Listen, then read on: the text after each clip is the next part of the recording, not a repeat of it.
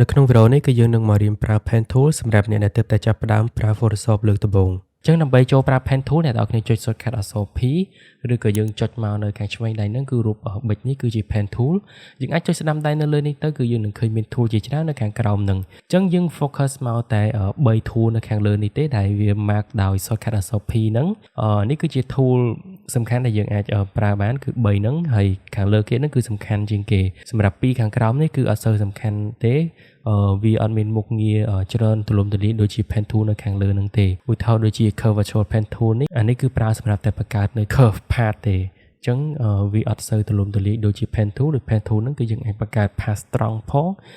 curve ផងក៏បានដែរហើយសម្រាប់3នៅខាងក្រោមហ្នឹងអាហ្នឹងគឺជាមុខងារនៅក្នុង Pen Tool យើងអាចចាំបាច់ខ្វល់មក select វាទេដោយសារ3ខាងក្រោមហ្នឹងគឺយើងអាច access វាបានដោយប្រើប្រាស់នៅ shortcut key អញ្ចឹងឥឡូវជំហានដំបូងគឺយើងនឹងប្រើប្រាស់នៅ Pen Tool ដែលគឺជា tool សំខាន់ជាងគេយើងមើលមក option bar ខាងលើគឺយើងនឹងមាន option path ក៏ដូចជា shapeអញ្ចឹងបើសិនជាយើង select shape រាល់ពេលដែល path ដែលយើងបានបង្កើតហ្នឹងគឺវានឹង turn ទៅជា shape ឥឡូវខ្ញុំឧទាហរណ៍ឲ្យមើលបែបនេះយើង click មួយមករាល់ point ដែលយើង click ហ្នឹងគឺគេហៅថា anchor point អញ្ចឹងរាល់ពេលដែលយើង click ហ្នឹងគឺវានឹងបង្កើត anchor point នឹងមួយដូចដែលយើងឃើញអញ្ចឹងគឺវានឹងបង្កើត anchor point មួយឲ្យយើងហើយជាមួយនឹង path ត្រង់បែបហ្នឹងហើយដើម្បីបិទភ្ជាប់មកវិញយើងចុចបិទភ្ជាប់មកកន្លែងដើមវិញទៅគឺយើងអាចបិទ path ហ្នឹងបានហើយអញ្ចឹងសម្រាប់មុខងារ shape ហ្នឹងគឺយើងអាចធ្វើការដាក់ជា shape បាននៅក្នុង path ហ្នឹងដូចដែលយើងឃើញអញ្ចឹងយើងអាចដាក់ដូរពណ៌យើងអាចដូរ stroke អីហ្នឹងដូចទៅនឹង shape tool អញ្ចឹងគ្រាន់តែថាវាអនុញ្ញាតឲ្យយើងគូសទៅតាមអីដែលយើងស្រឡាញ់យើងចង់បានរូបរាងបែបម៉េចយើងអីហ្នឹងគឺយើងអាចគូសបានទាំងអស់ឬក៏យើងអាចចង់ track building ហ្នឹងទៅជា shape គឺយើងអាចប្រើប្រាស់ pen tool ហ្នឹងដើម្បីធ្វើក៏បានដែរឥឡូវខ្ញុំសូមលុប shape ពីរហ្នឹងចេញហើយជាឧទាហរណ៍គឺខ្ញុំនឹងដូរពី shape មក pathអានេះគឺជាមុខងារសំខាន់មួយដែលយើងនឹងត្រូវប្រើអញ្ចឹងគឺខ្ញុំនឹងធ្វើការ select building មួយនេះអញ្ចឹងយើងឃើញអញ្ចឹង building មួយនេះគឺវាមាន line ត្រង់ផងគឺវាមាន line curve ផងអញ្ចឹងយើងនឹងធ្វើការ select វាខ្ញុំសូមចុចអក្សរ Z ឲ្យជាប់ហើយយើង zoom ចូលមកបែបនេះហើយយើងប្រឡែងអក្សរ Z ទៅវិញចុច space bar ដើម្បីចាប់ទាញ canvas របស់យើងបន្ទាប់មកគឺខ្ញុំនឹងបង្កើត anchor point នៅកន្លែងនេះមួយហើយយើងបង្កើត anchor point នៅកន្លែងនេះមួយទៀតដោយសារតែវាត្រង់យើងចាប់ទាញមកបែបនេះដើម្បី preview មើលបង្កើត anchor point នៅកន្លែងនេះមួយទៀតត្រង់បែបនេះហើយបង្កើត anchor point មកកន្លែងនេះបែបនេះអញ្ចឹងយើងឃើញ line ត្រង់ហ្នឹងយើងអត់ចាំបាច់ចុចបង្កើតអញ្ចឹងទេយើងចុចមកដល់ខាងចុងកតុយយកតែម្ដងទៅ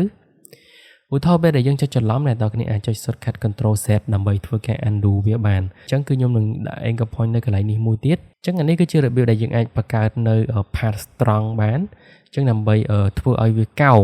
ដូចកន្លែងនេះអញ្ចឹងបើសិនជាយើងដាក់ត្រង់គឺវាអត់កែទេដូចយើងឃើញអញ្ចឹងយើងត្រូវធ្វើឲ្យវាកោងទៅតាមរូបរាងរបស់ building ហ្នឹងអញ្ចឹងដើម្បីធ្វើឲ្យវាកោងអ្នកនរគ្នា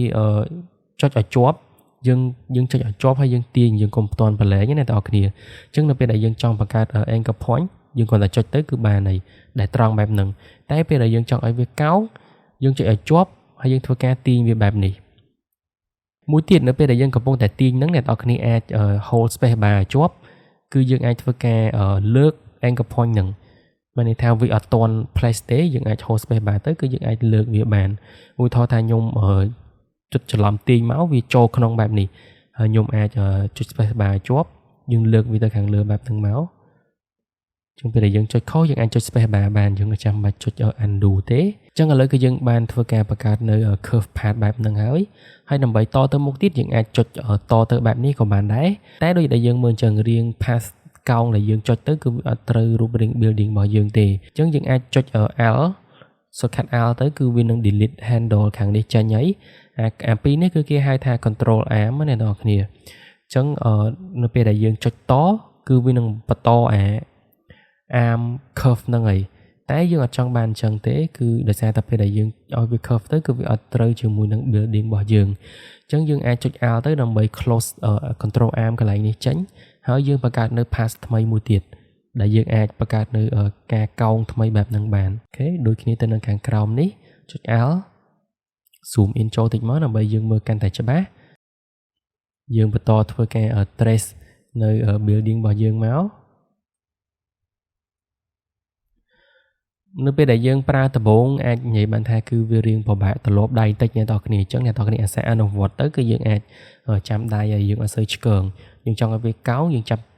យើងចុចឲ្យជាប់ហើយយើងទាញបែបហ្នឹងមកគឺយើងនឹងបាន curve កោងបែបនេះហើយយើងចុច Alt ដើម្បីបិទcontrol arm ហ្នឹងហើយយើងបង្កើតនៅ curve កោងថ្មីមួយទៀតមកដល់កន្លែងនេះត្រង់ទេគឺស្រួលទេយើងចុចយកមក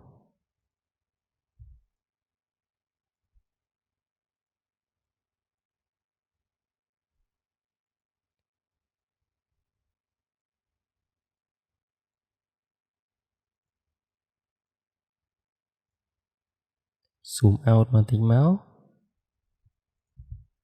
មកដល់កន្លែងនេះហើយយើងចុចមកកន្លែងដើមវិញទៅដើម្បីយើងអាចបិទនៅ anchor point ទាំងអស់ហ្នឹងបានអញ្ចឹងបន្ទាប់ពីយើងបិទហើយគឺយើងនឹងបាន path មួយហើយដើម្បីធ្វើឲ្យ path ហ្នឹងទៅជា selection យើងចុច control enter shortcut control enter ហើយបន្ទាប់ពីយើងបំលែងវាទៅជា selection បែបនេះអញ្ចឹងឧទាហរណ៍ថាខ្ញុំចង់កាត់រូបមេឃហ្នឹងចេញខ្ញុំទុកតែ building ហ្នឹងទេអញ្ចឹងយើងអាចចុចនៅលើ layer mask មកគឺវានឹងលុបរូបមេឃនឹងចេញហើយអ្នកនរគ្នាគឺយើងនឹងសល់តែរូប building នេះដែលយើងទិបតែកាត់មកទេ